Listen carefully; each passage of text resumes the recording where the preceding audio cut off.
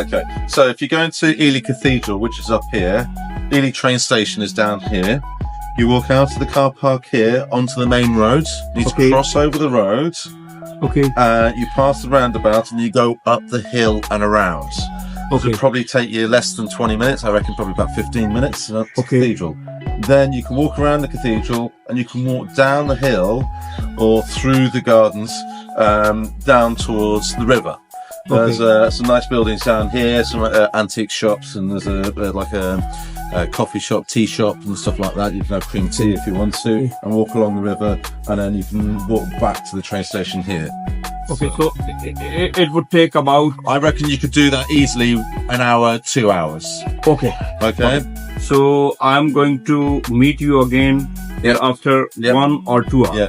There is. I've just noticed. Can I take your face? Yeah. He is a railway station officer and doing job as a guide for me. Yes. Customer service. Customer service. So what's your name? My name's Will. Oh, thank you.